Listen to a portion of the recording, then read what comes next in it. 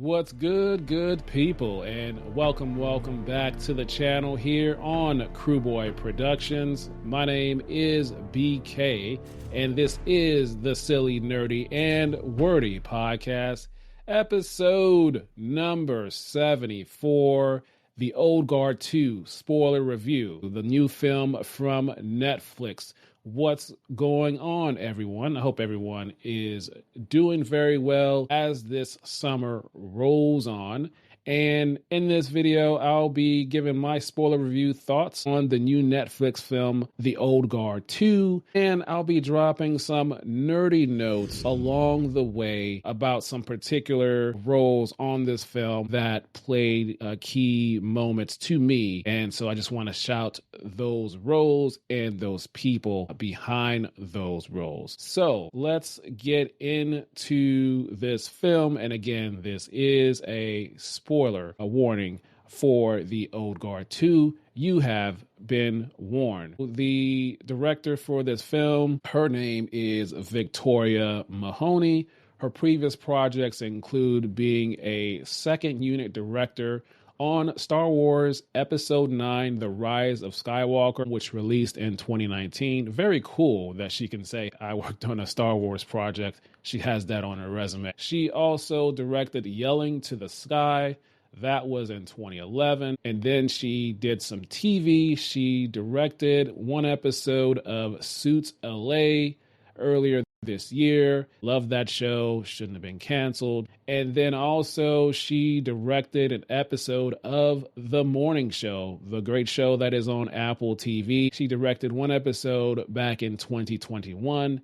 And then she also directed one episode of Power, and that show is on Stars. Now, this cast includes Charlize Theron, and Charlize is also a producer on this film. And then also it has Chiwetel Ejiofor, Veronica Newell, Kiki Lane, Uma Thurman, Luca Marnelli, and Henry Golding. And so with this film, I want to read the synopsis that this film has. And it reads, Andy, which is Charlize Theron's character, leads immortal warriors against a powerful enemy threatening their group. And that powerful enemy is Uma Thurman's character. They grapple with resurfacing of a long-lost immortal, complicating their mission to safeguard humanity. And so that is the synopsis of this film. And for me, overall, I enjoyed this film. So I was very excited when they were making a sequel to this film. I did enjoy the first one. For me, overall, it was a great, solid, fun movie. A good story. The action in this was really good. They visited a lot of locations, which I will get to, but I definitely enjoyed it, especially after the initial opening once they pulled the long lost immortal from sea and they got into this great action set piece. I really enjoyed it. The hand-to-hand combat, particularly in the beginning, and there's one other scene that I'll get to, but Charlize was really great in this, all that she had to do, and apparently she did the majority of her stunts, not everything, but she did a lot of her stunts. Particularly, there's one scene at the end sequence, I would say, where she's hanging from a helicopter as well as fighting with Uma Thurman. She said in a Today Show interview that whole sequence took them about 3 weeks for them to film that sequence. But the first sequence I want to talk about is the action set piece when they're at this house in, I believe, Split, Croatia.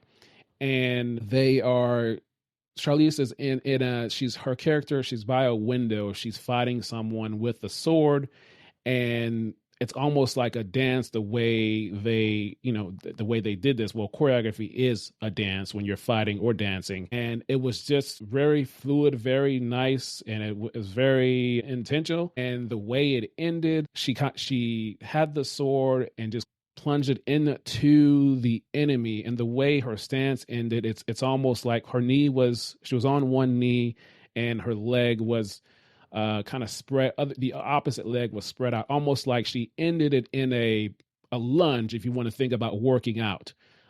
with a sword. And then also her castmate, she did a stunt. The actress Kiki Lane came through the window on a rope through, and then she did a roll, landed on her knee, unholstered her gun, and just had it pointed at the enemy. So both of those things between Charlize Theron and Kiki Lane happening simultaneously, that was just a really fluid, just really cool scene to see. I imagine that took multiple takes to get that right with doing that. And I've been watching it back on the dailies, but that was just a cool scene to see. And the way it was executed, it just looked really cool for the film. But just the execution of it between the two actors and their stunt women and the stunt team as well, very, very well done. I definitely enjoyed that as the scene was opening, as well as everyone else in that sequence in terms of what was happening in that big house. But just that sequence there by the window was very, very cool when that was happening. And then also another action sequence that I want to point out that I really, really enjoyed.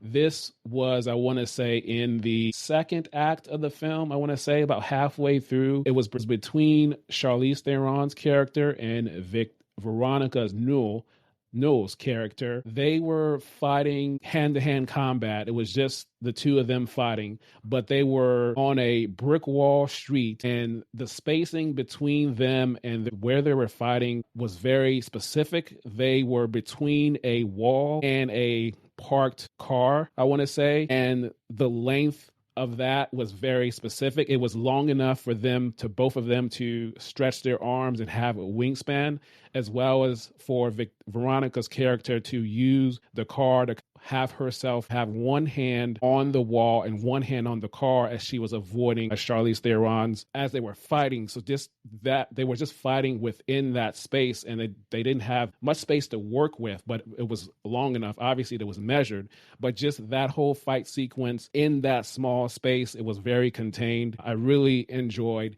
how they did that, how that was choreographed, and then how it was executed by the actors and the stunt performing team. Really, really just great action all around. But those two particular action sequences really, really stood out to me. The one at the end was pretty good too, with Uma Thurman and Charlize Theron. Getting back to the story was pretty good. I continued from the sequel from the 2020 film. And if you've seen the 2020 film, Charlize Theron's character lost her immortality towards the end of the first one. As we are in this second film, she does get her immortality back towards the end of this film. And also the rest of the cast was pretty solid as well. And the way this film ended, you can already just see that they had this in mind in terms of there is going to be a third movie. It is their intention to have a third film. Now, it could be a couple of options. One, they went into writing this script with the intention of, we want to continue this story and we're going to have this third film happen. Or it may be the writing process evolved into having a third film. Because if you see the film, the way it ended, Victoria Null's character comes around and they rekindle their relationship, their friendship. And so her team, Charlize's team, is taken. And so she has to go after them. And so that's where the story ends. You see that they intend to have a third movie. Although it's not official yet,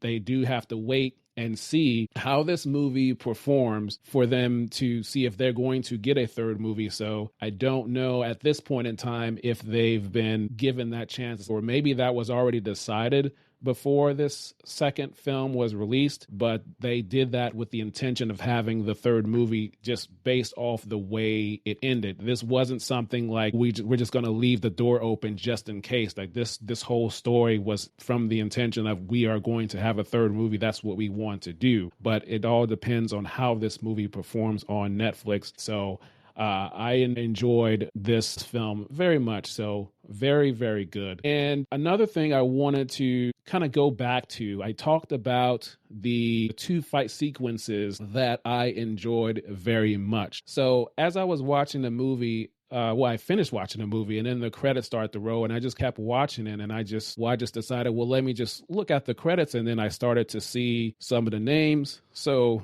what I did was I actually just paused the credits and wrote down some of the particular roles that I wanted to talk about and their names and just highlight them based off some things in this movie. So I want to start off with 2 people from the stunts, which is first the fight coordinator, which is Georgi Manchev. He was the fight coordinator on this, which obviously he had a lot to do with the fight sequences in this film, and as well as the 2 sequences that I went into. So I want to highlight Georgi Manchev, and let's take a look at some of his previous projects that Georgi Manchev has worked on. So his previous projects includes he worked on 2 episodes of Game of Thrones back in 2015, just being in the stunt department, just a stunt man back then, not being the head guy. He also worked on Gladiator 2, which was released last year in 2024. He also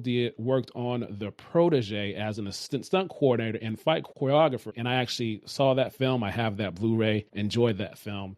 And then lastly, he worked on John Wick Chapter 2, the 2017 film. He worked in the stunt department as well on that John Wick film. So I just wanted to highlight that. And then also another person from that team is the assistant stunt coordinator, and her name is Elitsa Rancheva.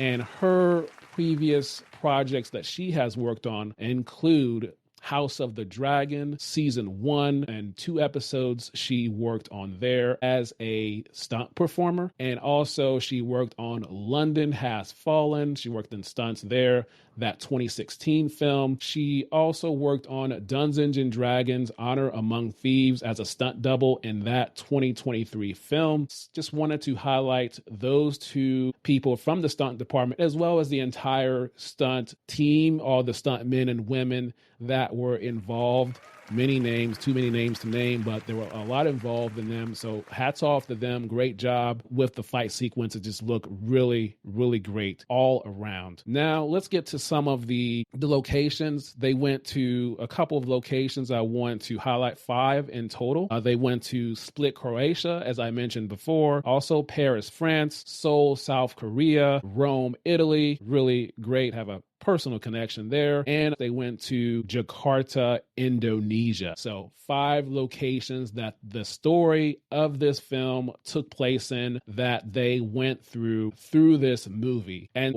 another role that I want to highlight in this is the supervising location manager, and his name is Enrico Latella. And let me tell you some of the previous projects that he worked in the location management department, or he was the location manager for these particular projects. So some of the things he previously worked on is Tenet. That was the 2020 film from Christopher Nolan. He worked in the location management department there. He also worked on the film Mission Impossible Dead Reckoning Part 1, the 2023 film. He worked on that as well. And then the Six Underground film that was on Netflix back in 2019. He worked on the location management department there. Also, House of Gucci. He was a location scout on that film, which was back in 2021. The last film I'll have that he worked on is Zoolander 2. Back in 2016, he worked in the location management department for that film. So just wanted to shout out that role because of the different locations that they went to. And so I just wanted to highlight a couple of those roles because the locations they went to and the stunt work in this movie and the fighting sequences, really, really, really top tier. Enjoyed this movie. Now, I hope it does well. I hope it does get greenlit to have a third movie because I want to see how this movie ends, the way they ended this second movie. Enjoy the cast. Charlize Theron was really a standout for me this case in terms of her fighting, the emotion she showed throughout this story. Just enjoyed her performance, the pacing. There were some slow moments there for me that took me out of it for a time or two, but overall still enjoyed the movie very, very much. And I think that is all I have to say for this film. So let me know what you thought about this film. Have you seen the first Old Guard film? Will you be seeing Old Guard 2? Maybe you've seen it already, and if you have, let me know your thoughts. What were some of your favorite moments in this movie? Did you enjoy some of those fight sequences that I mentioned? Maybe there were some other ones that you like better that I didn't mention. So let me know your thoughts in the comments, or let me know your thoughts in a review as well on the other podcast platforms. Subscribe to the channel if you're new. And for those of you that have subscribed and recently subscribed, thank you very much. It is very much appreciated. And I also want to say that I am on wherever you can get your podcast in terms of listening to this show. You can definitely do that. Just search for the Silly, Nerdy, and Wordy podcast and follow it, and you will find it there. And leave a review, leave a comment, and give us a rating on those, as well as subscribing here on the YouTube channel and watching and listening here and on Spotify. Also, you can watch this on Spotify as well. So I hope you've enjoyed my breakdown and nerdy notes on this film. And that's all I have for now. Hope you've enjoyed. So until next time, we will talk soon.